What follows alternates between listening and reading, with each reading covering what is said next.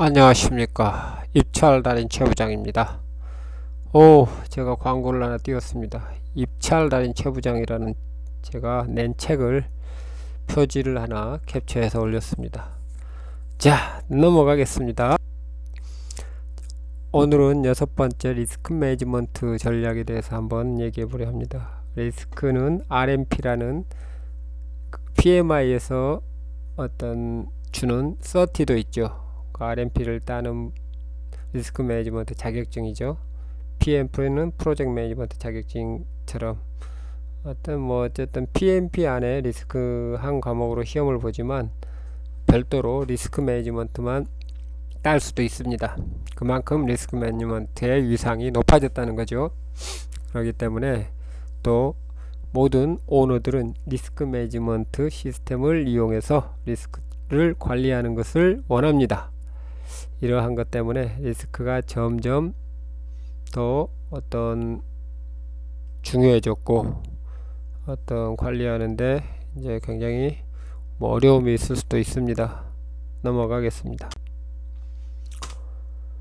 제가 과거에 했던 리스크를 조금 한 2년 전에 제가 리스크 팀에서 한 2년간 있으면서 리스크를 좀 많이 배웠습니다. 시스템도 개발해보고 신혁이 DMV 리스크 전문회사에서 교육도 받아보고 그 시스템도 써보고 또 리스크 레지스터도 만들어보고 리스크 RBS 이런 리스크. 자, 첫 번째는 리스크 절차서가 있는가. 자, 요즘은 ITB에서 이미 리스크 절차서를 해달라는 요청서가 있기 때문에 그걸 보고 리스크 절차서를 만들어도 되고요. 한 10년 전만 하더라도 리스크 절차서가 없었던 것 같아요. 근데 요즘은 그냥 필수 과목으로 리스크 절차서가 있습니다. PMP에 리스크가 잘 언급되어 있다 보니 이제 완전히 중요한 트렌드가 되었습니다. 그리고 리스크라는 과거에는 스케줄이 코어의 관리 기법이었다면 지금은 리스크가 어떻게 보면 코어 관리 기법이라고 해도 틀린 거 아닐 수가 있습니다. 모든 리스크 안에 스케줄 리스크, 프로젝트 리스크, 코스트 리스크, QC 리스크, 시공 다 리스크가 포함됩니다.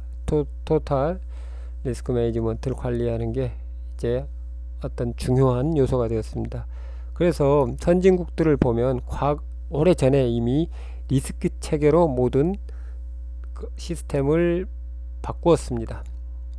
자, 그런 것들도 한번 확인해 보시고, 두 번째, 리스크 시스템을 사용하는가. 요즘은 회사에서 대기업은 대부분 자기 리스크 시스템을 다 개발해 가지고 많이 쓰고 있습니다.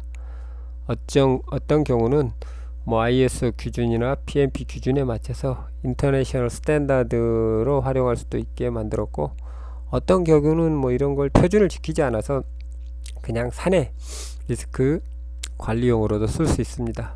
어떤 시스템을 개발할 때는 어떤 리스크 ISO나 이런 기준을 지켜야지만이 전 세계적으로 통용될 수가 있습니다.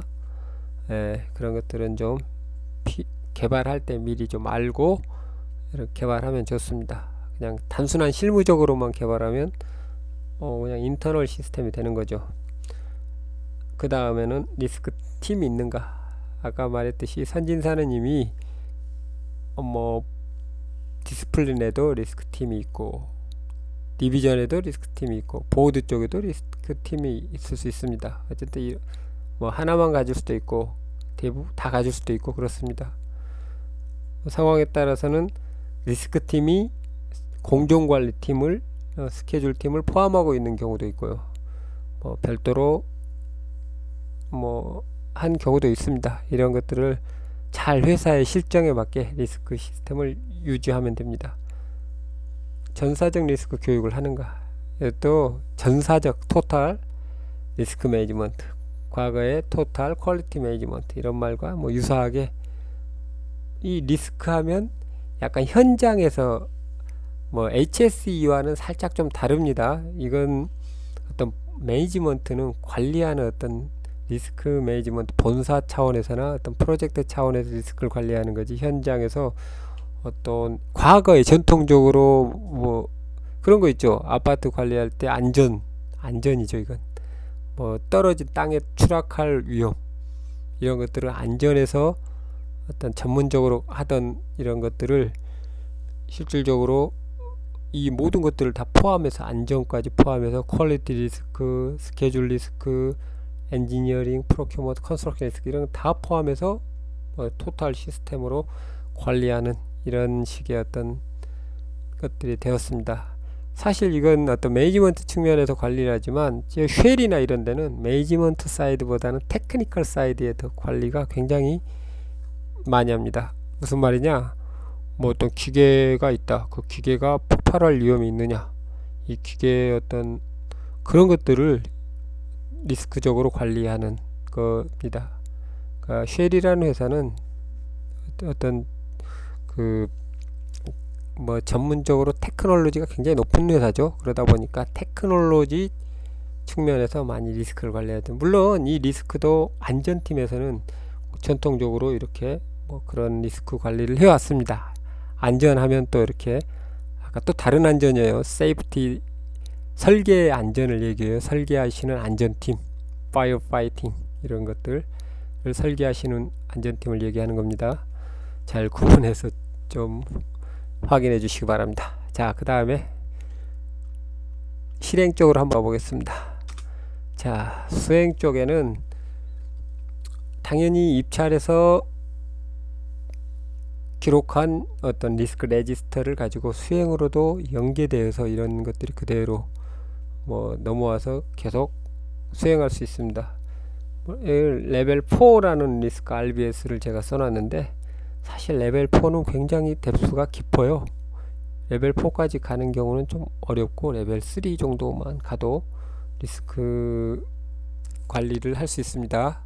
레벨 4는 어떤 액티비티 레벨, 스케줄 레벨하고 맞추기 위해서 스케줄의 각각의 레벨 정도의 수준에서 해야지만이 리스크 레벨이 뭐 1대1 대응이 됩니다. 그렇지 않으면은 사실 1대1 대응이 잘 안 돼요. 그냥 정치 경제 이런 식으로 하면, 뭐 설계 중에서 리스크가 뭐 어떤 컴프레셔, 아이템 베이스로 내려가지 않고 그냥 설계 여기서 끝나버리면 끝납니다. 그래야지만이 뭐 리스크를 지금까지는 뭉뚱거려서 관리하는 어떤 이렇게 그룹으로 관리하는 경향이 많은데, 좀 더 세부적으로 관리하려면 액티비티별 WBS와 연계될 수 있도록 1대1 매칭이 되거나 뭐 이렇게 1대 다가 되더라도 좀 더 세부적으로 매칭이 돼야지만이 그런 분석 데이터가 더 스페시픽하게 세부적으로 나올 수 있습니다. 그건 회사의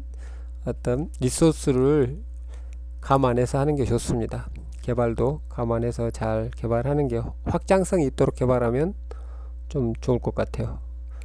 자, 이러한 것들은 제가 이제 과거에 리스크 팀에 있으면서 저도 많이 고민했었고, 이런 것들을 뭐 컨설팅을 요청하시면 제가 이런 부분에 대해서는 한 번 더 자세하게 설명해 보도록 하겠습니다. 그리고 너무 복잡한 얘기니까 넘어가시고요. 물론 엑셀 같은 걸로 관리하셔도 돼요. 엑셀.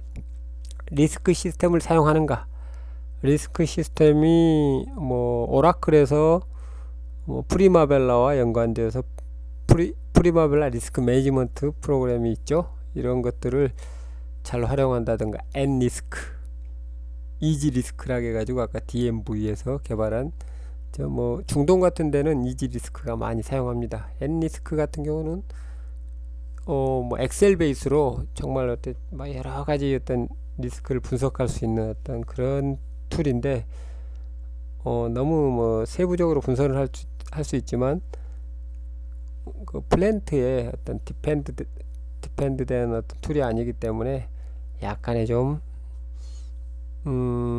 이 시스템보다는 그 내부적으로 구축한 시스템을 요즘은 많이 쓰는 것 같습니다. 자, 리스크 팀이 있는가? 아까 전에도 말했지만 리스크 팀은 요즘은 대부분 다 있습니다. 과거에는 거의 없었죠. 공정관리 팀이 뭐 이렇게 보고서가 어떻게 보면 뭐 공정이 늦다 빠르다, 리스크 유사하게 보고하는 거죠. 그러나 이제 세부적인 리스크 팀이 확률적으로도 보고를 합니다. 아, 우리가 이 공기를 맞출 수 있다. 맞출 수 있는 확률이 80%다. 그러면 90%까지 올리기 위해서는 우리가 얼마나 리소스와 이런 걸 투입해야 되느냐, 이런 것들을 좀 더 체계적으로 뭐 관리해주는 툴이 프리마브라 리스크 매니지먼트죠. 그리고 뭐 PMP에서 언급한 매니지먼트 리저브를 얼마나 가져갈 건지, 이러한 것들도 이런 전문적인 리스크 툴에서 어떤 몬테칼로 시뮬레이션을 통해서 만들어낸 어떤 그런 정보입니다. 이러한 정보를 뭐 어쨌든 100% 맞지는 않지만 활용을 할 수 있는 거죠. 활용해서 그것을 잘 반영을 하면은 좀 도움이 될 수도 있고, 상황에 따라서는 큰 도움이 안 될 수도 있기 때문에 아직까지는 이런 것들에 대해서 뭐 비가 아직도 그렇지 않습니까? 비가 확률적으로 60% 온다. 뭐 우산을 가져가야 될지 안 가져가야 될지, 뭐 60% 온다니까 우산을 갖고 가는 게 낫겠죠. 그래서 상황에 따라서 안 가져갈 수도 있어요. 성격에 따라 귀찮으니까 살짝 맞고 그냥 넘어갈 수도 있어요. 이런 거와 유사하다고 보면 됩니다. 자, 그러면은 마지막 전사적 리스크 교육을 하는가.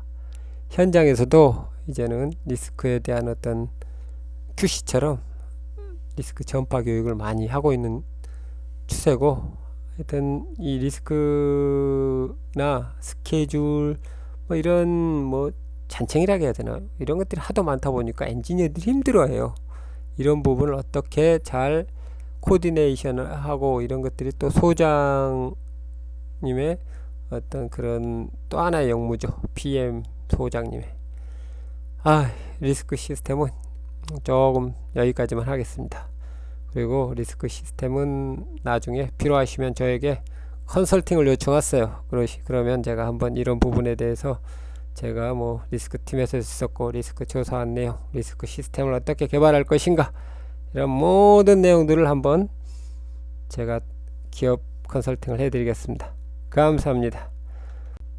자, 이러한 오늘 한 내용은 반드시 제 사이트에 한번 오셔서 또 뭐 좀 남겨주세요. 그리고 유튜브에도 올라가 있으니까 유튜브에서 꼭 좋아요나 뭐 필요한 것들 좀 남겨주시면 제가 앞으로 도움이 될 것 같습니다. 감사합니다.